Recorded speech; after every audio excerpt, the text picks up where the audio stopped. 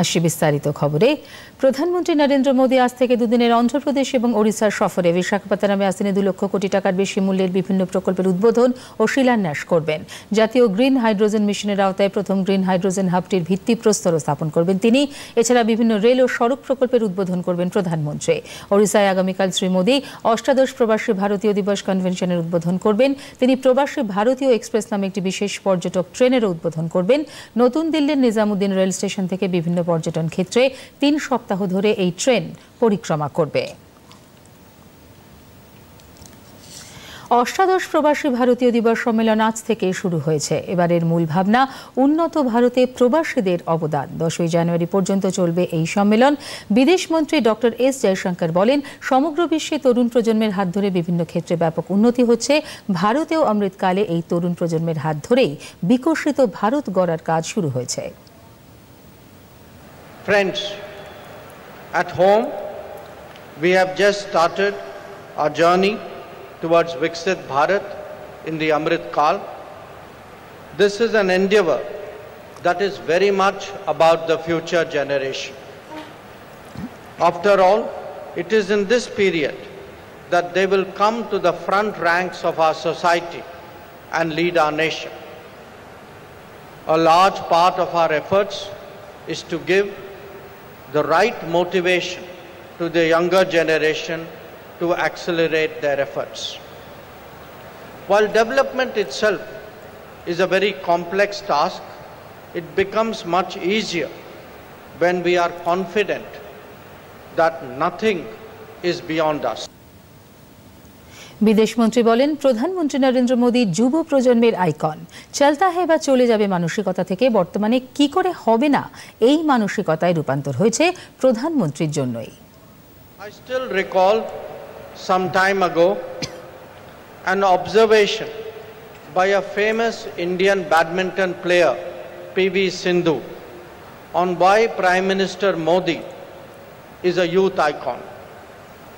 She summed it up as his attitude, which moved the nation from chalta hai to badal sakta hai to hoga kaise nahi. Indeed, it is this very spirit. বিদেশমন্ত্রী ভারতের পর্যটন ক্ষেত্রগুলির প্রচার কাজে বিদেশে বসবাসকারী ভারতীয় নাগরিকদের অগ্রণী ভূমিকা পালন করতে আহ্বান জানান। We also regularly welcome the visits of PIO journalists to India. Let me take the opportunity to urge you on behalf of Prime Minister Modi to promote India as a tourism destination.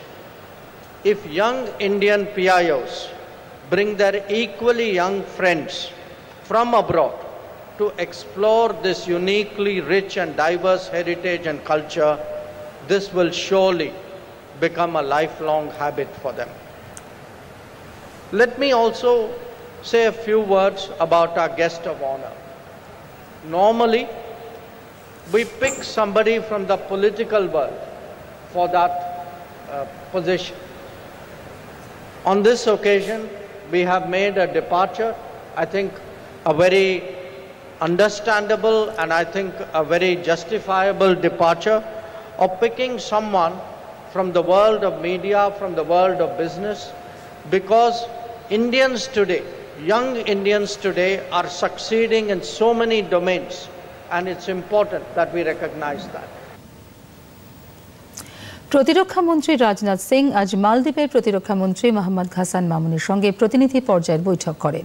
তার স্বাগত ভাষণে প্রতিরক্ষা মন্ত্রী 2024 সালের মালদ্বীপের রাষ্ট্রপতি মোহাম্মদ মুইজুর ভারত সফরের কথা স্মরণ করেন। তিনি বলেন, রাষ্ট্রপতির এই সফর দ্বিপাক্ষিক সম্পর্কে নতুন মাত্রা যোগ করেছে।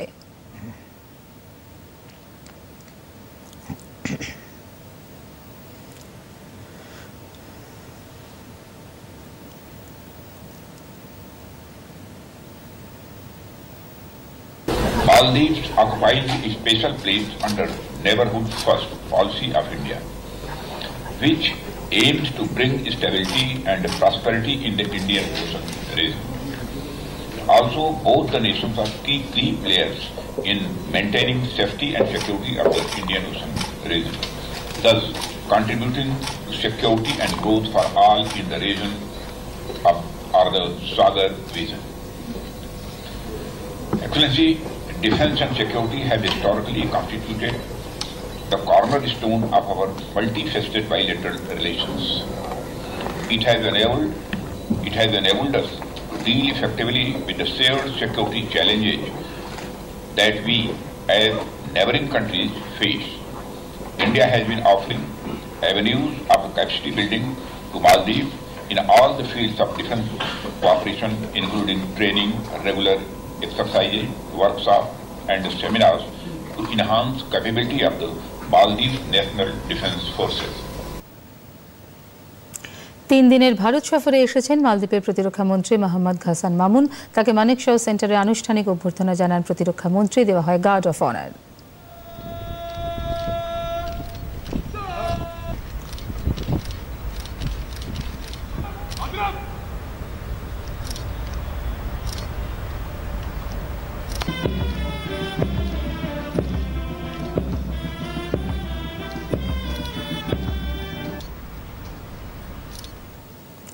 মালদ্বীপের প্রতিরক্ষা মন্ত্রী মোহাম্মদ ঘাসান মামুন জাতীয় যুদ্ধ স্মারকে পুষ্পার্ঘ্য নিবেদন করেন।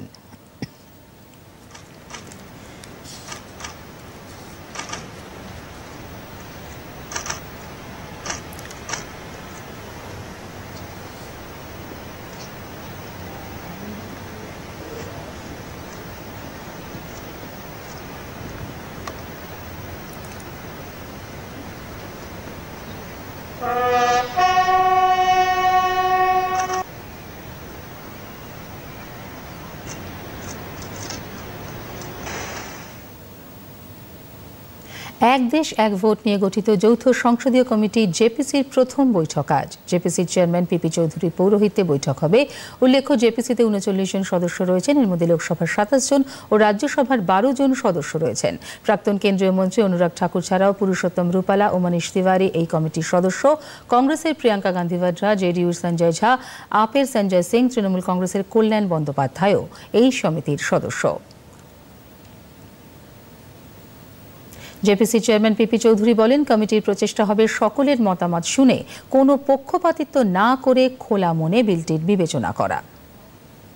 सबको सुने, सबकी इनपुट लें, सबकी राय लें और उस राय को लेने के बाद में हम जो सरकार ने, जो पार्लियामेंट ने हमें बिल दिया है, उसको हम अनबायस ओपन माइंड से और हम उसको एग्जामिन करेंगे डिस्पैशनेटली और बिना किसी पूर्वग्रह से अनबायस ओपन माइंड से करेंगे। এদিকে বৈঠকের আগে কমিটির এক সদস্য সঞ্জয় জয়সওয়াল বিলটির পক্ষে মত প্রকাশ করে দেশ আর কতদিন প্রায় প্রতি মাসের নির্বাচনের যন্ত্রণা সহ্য করবে সেই প্রশ্ন তোলেন। हम हर महीने कब तक इलेक्शन झेलते रहेंगे? मार्च, अप्रैल, मई और आधा जून चला गया केंद्र के चुनाव में, फिर सितंबर, अक्टूबर चला गया हरियाणा में, उसके पश्चात महाराष्ट्र का चुनाव, झारखंड का चुनाव, अभी दिल्ली का चुनाव। प्रति 3 महीने चुनाव होने से पूरे देश की पूरी कार्यप्रणाली अस्थिर हो जाती है। देशवासियों को पूर्व राष्ट्रपति जी के कमेटी के द्वारा इस निर्णय को बहुत खुले दिल से लेना चाहिए और यह जब संविधान बना था तब भी 18 वर्षों तक ऐसे ही चलता था यह देश, परंतु इंदिरा गांधी जी की अपनी निजी महत्वाकांक्षाओं के कारण यह परिवर्तित हो गया। अब पुनः इसको ठीक करने की आवश्यकता है। আসামের ডিমা হাসাওয়ের 3 কিলো কয়লা খনি এলাকা থেকে আজ একটি দেহ উদ্ধার হয়েছে। গত 6 তারিখ এখানে 9 জন শ্রমিক আটকে পড়েন। অন্যদের সন্ধানে তল্লাশি অভিযান চলছে। সেনা জওয়ানদের সঙ্গে উদ্ধার কাজে হাত লাগিয়েছে অসম রাইফেলস, এনডিআরএফ, এসডিআরএফ এর কর্মীরা। খনিটিতে জল ভর্তি থাকায় উদ্ধার কাজ বাধাপ্রাপ্ত হচ্ছে। আসামের মুখ্যমন্ত্রী হিমন্ত বিশ্ব শর্মা এক শ্রমিকের মৃত্যুতে শোক প্রকাশ করেছেন। নিহতর পরিবার পরিজনের প্রতি সমবেদনা জানান। পাশাপাশি সরকারের তরফে সব রকম সাহায্যের আশ্বাসও দিয়েছেন তিনি।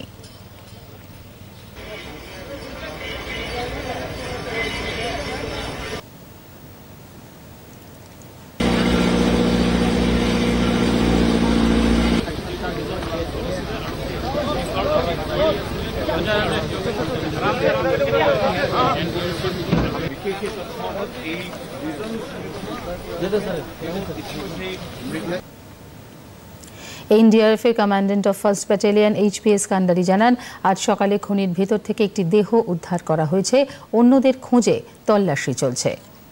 जी, ये अभी डाइव किया गया था, कल भी डाइव किया था, कई बार डाइव किया गया कल, लेकिन कल कुछ नहीं मिल पाया था, तो आज फिर हमने मॉर्निंग में एक डाइव किया है। ये जॉइंट ऑपरेशन था और इसमें आर्मी के डाइवर्स भी हमारे साथ थे और इसमें एक बॉडी रिसीव हुई है, उसको अभी ऊपर लाया गया है।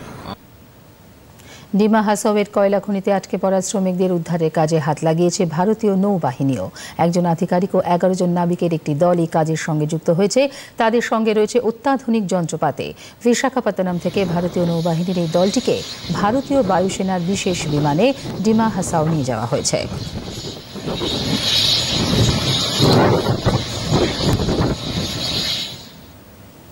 বিহারের গয়ায় মাওবাদীদের বিরুদ্ধে এক অভিযানে বড় সাফল্য পেল সশস্ত্র সীমা বল। এসএসবির 29 নম্বর বাহিনী ও সিআরপিএফ এর এক যৌথ বাহিনী মাওবাদী বিরোধী অভিযান চালিয়ে বিপুল পরিমাণ বিস্ফোরক উদ্ধার করেছে। গোপন সূত্রে খবর পেয়ে এসএসবির 29 নম্বর ব্যাটালিয়নের কমান্ড্যান্ট হরেকৃষ্ণ গুপ্তার নেতৃত্বে এক অভিযান চালানো হয়। 20 কিলোগ্রাম বিস্ফোরক ছাড়াও 15টি প্রেসার কুকার, 8টি গ্যাস সিলিন্ডার, 2টি কেরোসিন স্টোভ, 84টি স্টিলের বাসন ইত্যাদি উদ্ধার করেছে।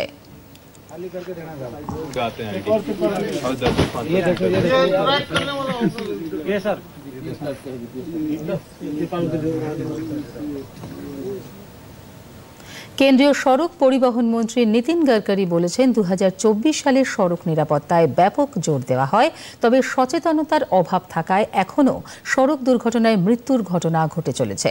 2024 সালে হেলমেট না পরায় 30,000-এর বেশি মানুষ প্রাণ হারিয়েছেন। এছাড়া স্কুল কলেজের সামনে যথাযথ যানবাহন নিয়ন্ত্রণ না থাকায় 10,000-এর বেশি শিশুর মৃত্যু হয়েছে। सबसे पहले प्रायोरिटी रोड सेफ्टी के लिए थी और रोड सेफ्टी में 2024 का जो ये आ रहा है उसमें 1,80,000 मौतें हुई है।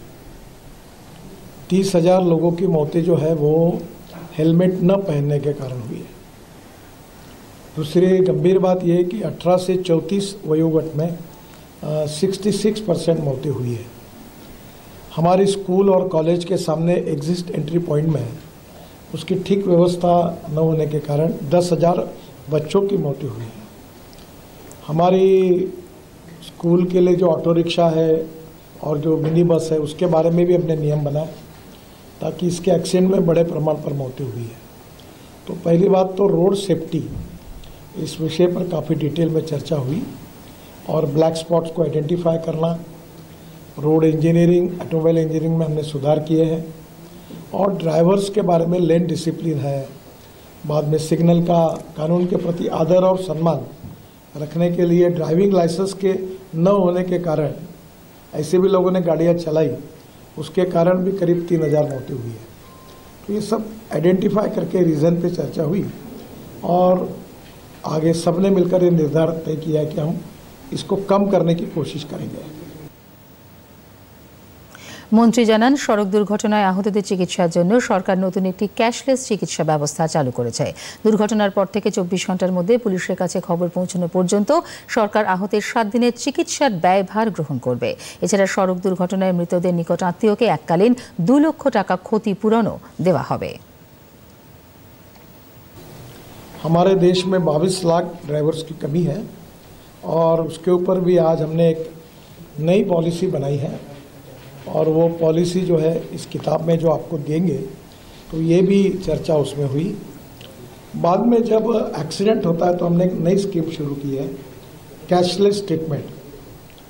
और एक्सीडेंट होने के बाद तुरंत 24 घंटे के अंदर जैसे पुलिस में इंफॉर्मेशन जाएगी तो डॉक्टर जो होगा उसको, वो जो पेशेंट एडमिट होगा उसको 7 दिन तक ट्रीटमेंट का खर्चा या मैक्सिमम अप टू 1.5 लाख रुपए हम तुरंत देंगे उसकी ट्रीटमेंट के लिए। बाद में हीट एंड रन विक्टिम्स जो है उसमें भी मृत्यु होती है तो हम 2 लाख रुपए देंगे। কেন্দ্রীয় কৃষিমন্ত্রী শিবরাজ সিং চৌহান আজ নতুন দিল্লির নর্থ ব্লকে গিয়ে অর্থমন্ত্রী নির্মলা সীতারমণের সঙ্গে প্রাক বাজেট বৈঠক করেন। বৈঠক শেষে সাংবাদিকদের শ্রী চৌহান বলেন, কৃষক এবং প্রক্রিয়াকরণ শিল্পের সঙ্গে যুক্ত ব্যক্তিদের বিষয়ে আলোচনা হয়েছে। বাজেটে কৃষি ক্ষেত্র এবং গ্রামোন্নয়ন বিভাগের সঙ্গে যুক্ত আশা আকাঙ্ক্ষা নিয়েও তারা কথা বলেছেন বলে শ্রী চৌহান জানান। आज माननीय वित्त मंत्री जी से कृषि विभाग, ग्रामीण विकास विभाग, रूरल डेवलपमेंट, हमारा ICAR और लैंड रिसोर्सेज, इन चारों विभागों के बारे में बजट पर जो हमने डिस्कस किया, चाहे खेती में किसानों के साथ,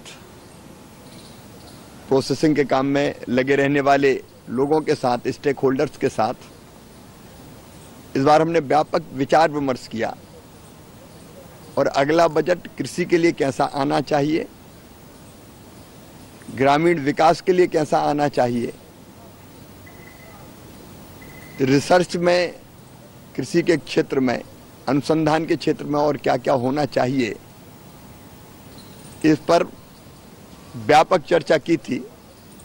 आज उसी आधार पर वित्त मंत्री जी से भेंट करके हमने बजट में इन विभागों के लिए क्या क्या बेहतर हो सकता है उसके सुझाव दिए हैं और मुझे लगता है कि निश्चित तौर पर जो किसानों से हमको सुझाव मिले, ग्रामीण क्षेत्र में काम करने वाले भाई बहनों से सुझाव मिले, अब मनरेगा जैसी योजना के बारे में हम लोगों ने मजदूर से लेके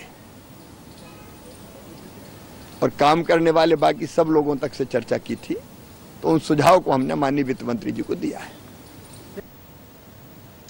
ভারতীয় মহাকাশ গবেষণা সংস্থা ইসরোর নতুন চেয়ারম্যান হচ্ছেন ভি নারায়ণন।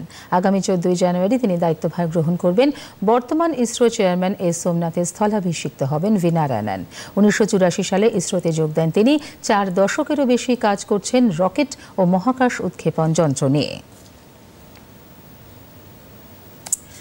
নতুন দিল্লিতে প্রাক্তন রাষ্ট্রপতি প্রণব মুখোপাধ্যায়ের স্মৃতিতে তৈরি হবে স্মারক। রাজঘাট চত্বরে সরকারের জন্য একটি স্থান বরাদ্দ করেছে।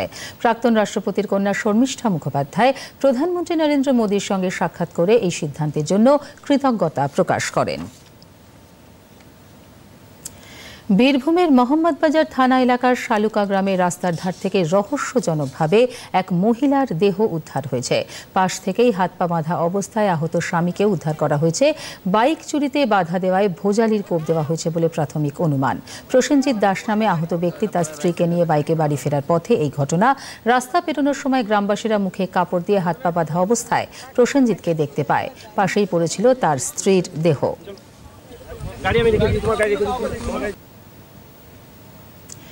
পূর্বাঞ্চল কমান্ডের অধীন কমান্ডো হাসপাতালে কলেজ অফ নার্সিং এর ৫৫ ব্যাচের ৩০ জন নার্সিং ক্যাডার ৩ মাসের প্রশিক্ষণের পর আজ থেকে কাজে যোগ দিলেন। প্রদীপ প্রজ্বলনের মধ্য দিয়ে আনুষ্ঠানিকভাবে এই কাজ সম্পন্ন হয়। নার্সের পোশাকে এখন থেকে তাদের দেশ সেবার কাজে যুক্ত হওয়ার এটা এক প্রতীকী অনুষ্ঠান। কমান্ডো হাসপাতালের কমান্ড্যান্ট মেজর জেনারেল অজয়দীপ সুদ, ব্রিগেডিয়ার মিনিমা থাই প্রমুখ অনুষ্ঠানে উপস্থিত ছিলেন। পশ্চিমবঙ্গ স্বাস্থ্য বিজ্ঞান বিশ্ববিদ্যালয়ের অধীন নার্সিং কোর্সে 4 বছরের বিএসসি ডিগ্রি সম্পূর্ণ করার পর এই ৩০ জন সামরিক নার্সিং পরিষেবায় যোগ দেন। দেশের যে কোনো সেনা হাসপাতালে নার্সিংয়ে এখন থেকে এরা যুক্ত হবেন।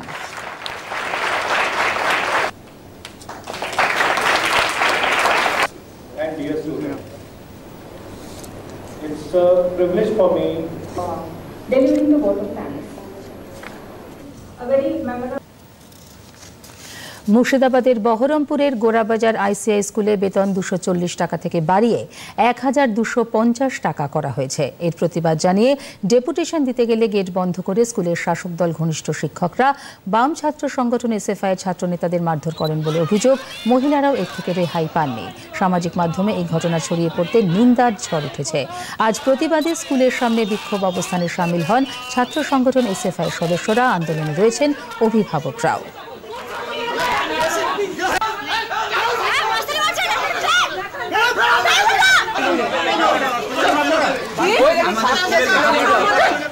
ঠিক আছে দেখুন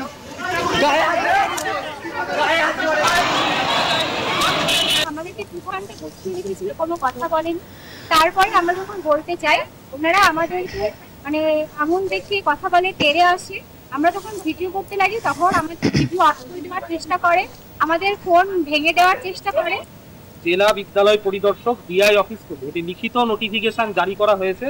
সেই নোটিফিকেশনের মেমো নাম্বার 33G।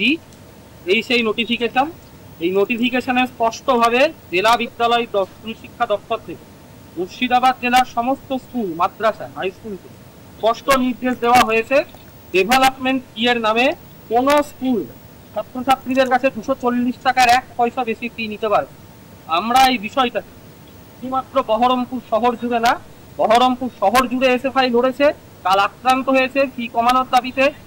মেদিনীনগরের আন্দুলবেরিয়া হাই স্কুলে এসএফআই লড়েছে, জেলার বিভিন্ন প্রান্তে এসএফআই লড়েছে। এবং এই কালকের এই নোটিফিকেশন, আজকের এই নোটিফিকেশনকে সিআইএর নির্দেশকে আমরা গোটা জেলার এসএফআই এর ছাত্র আন্দোলনের জয় হিসাবে দেখছি। মাটির প্রদীপ, তাও আবার দাম হাজার হাজার টাকা। কি আছে এই মাটির প্রদীপে?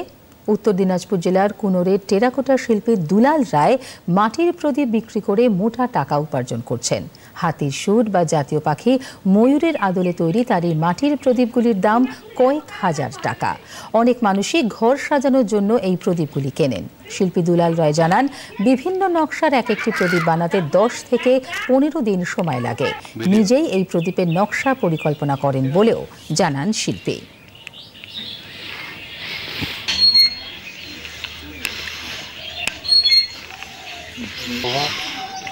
এটা চিন্তা ভাবনা হলো যে বিভিন্ন রকমের তো ডিজাইনের বানাচ্ছি, তো এবার আমি হাতির সুর দিয়ে, মাথা দিয়ে এবং পুতুল দিয়ে প্রদীপ সেট একটা তৈরি করি। এই নিয়ে আমার চিন্তা ভাবনা হলো। উপরে একটা যে আমি ময়ূর দিয়েছি, সেটার চিন্তা হলো যে না, একটা উপরে ময়ূর দিতে হবে, এই কারণে যে আমাদের ভারতের জাতীয় পাখি ময়ূর, এই হিসাবে আমি এটা চিন্তা ভাবনা করে তৈরি করেছি। খো খো বিশ্বকাপ শুরু হচ্ছে আগামী 13ই জানুয়ারি থেকে। মঙ্গলবার জারি হয়েছে ক্রীড়াসূচি। ভারত ও নেপালের ম্যাচের মধ্যে দিয়ে প্রতিযোগিতা শুরু হবে। দিল্লির ইন্দিরা গান্ধী জাতীয় স্টেডিয়ামে হবে উদ্বোধনী অনুষ্ঠান।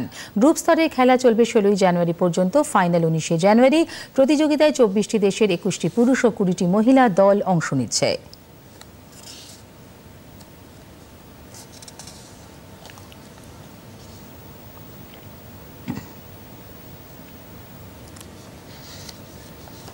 হকি ইন্ডিয়া লিগ প্রতিযোগিতায় আজ সন্ধ্যে 6টায় গোনাসিকা খেলবে তামিলনাড়ু ড্রাগনসের বিরুদ্ধে। রাত 8:15 শুরু হওয়া অন্য ম্যাচে ইউপি রুদ্রাস এবং হায়দ্রাবাদ তুফানস পরস্পরের মুখোমুখি হবে। ওড়িশার রাউরকেল্লা বিরসা মুন্ডা স্টেডিয়ামে হকি ইন্ডিয়া লিগে গতকাল মুখোমুখি হয় বেদান্ত কলিঙ্গ ল্যান্সার্স ও রাঁচির রার বেঙ্গল টাইগার্স। বেদান্ত কলিঙ্গের সামনে রার বেঙ্গল তেমন আক্রমণাত্মক খেলা দেখাতে পারেনি। প্রথম থেকেই এগিয়ে যায় বেদান্ত কলিঙ্গ। 6-0 ম্যাচটি জিতে নেয় তারা। इसी स्टेडियम कॉम्प्लेक्स में बहुत सुंदर ये स्टेडियम कॉम्प्लेक्स है। जो लोग राउरकेला या उड़ीसा में हैं वो मेरी बात समझते हैं, और जो यहाँ नहीं है उनको मैं एक दिन वीडियो दिखाऊंगा यहाँ का। हमारे सोशल मीडिया फॉलो करते रहिएगा। तो इसी स्टेडियम कॉम्प्लेक्स में FIH के कोचिंग कोर्सेज चल रहे हैं, अंपायरिंग के कोचिंग कोर्सेज भी चल रहे हैं। उन तमाम यंग बडिंग कोचेस से और अंपायर से हमारी मुलाकात होती रहती है। यहाँ 4 बार गोल पोस्ट से मुलाकात हो चुकी है कलिंगा लांसर्स की, जो अब राइट टू लेफ्ट अटैक करेंगे जब भी करेंगे। সমগ্র উত্তর ভারত তীব্র ঠান্ডার কবলে। দিল্লি ও এনসিআরে কুয়াশায় ব্যাহত হচ্ছে যান চলাচল। উত্তরপ্রদেশ, হরিয়ানা ও চণ্ডীগড়েও কুয়াশার জন্য কমলা সতর্কতা জারি। জম্মু কাশ্মীরে প্রবল তুষারপাত হচ্ছে। কিছু কিছু এলাকায় কয়েকদিন ধরেই তাপমাত্রা হিমাঙ্কের নিচে রয়েছে। বরফের জন্য স্থানীয় মানুষ নানা রকম অসুবিধার সম্মুখীন। যুদ্ধকালীন তৎপরতায় বরফ সরানোর কাজ চলছে।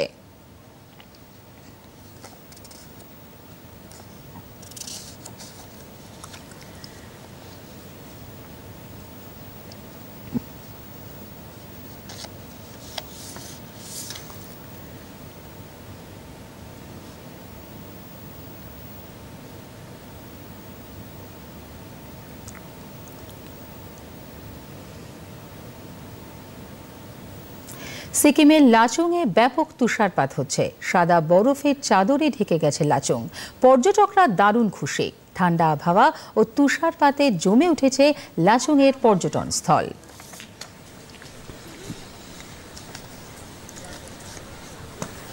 आपको अभी मजा आ रहा है, थोड़ी देर में असर होगा।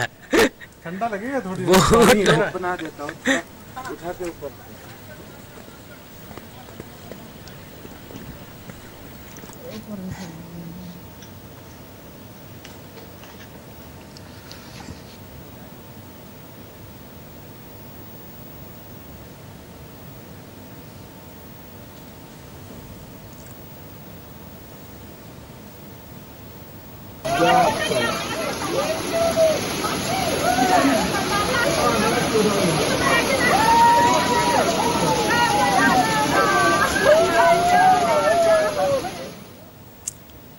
এবার আসছে আবহাওয়ার খবরে। আলিপুর আবহাওয়া দফতর জানিয়েছে আকাশ প্রধানত পরিষ্কার থাকবে। এখন দেখে নেব রাজ্যের কয়েকটি জায়গার সর্বোচ্চ ও সর্বনিম্ন তাপমাত্রা।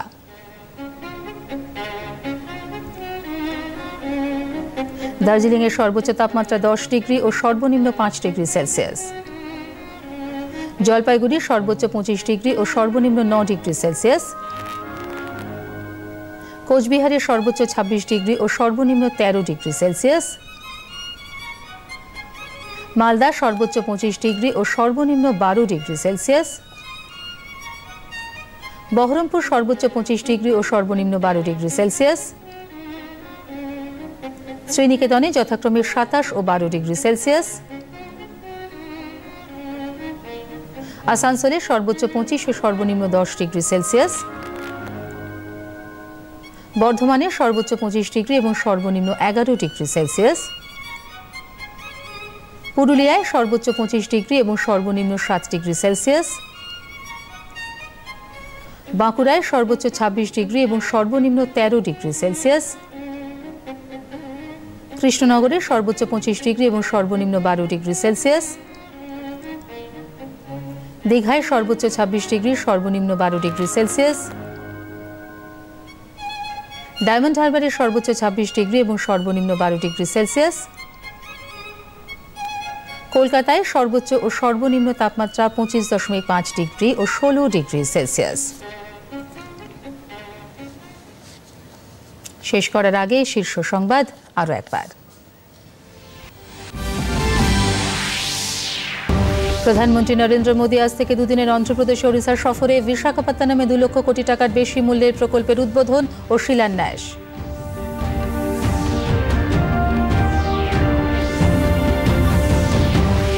ওড়িশায় আজ থেকে শুরু প্রবাসী ভারতীয় দিবস। 50টির বেশি দেশের প্রতিনিধিরা যোগ দিয়েছেন অনুষ্ঠানে। প্রবাসীদের পর্যটনের প্রচারে অংশ নেওয়ার আহ্বান বিদেশ মন্ত্রীর।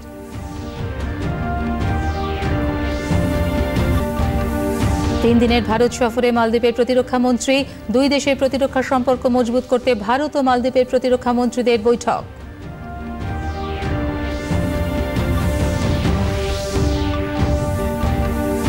আসামে ডিমা হাসাওয়ে কয়লা খনি থেকে একজনের মৃতদেহ উদ্ধার। আটকে পড়া অন্যদের উদ্ধারে চলছে অভিযান।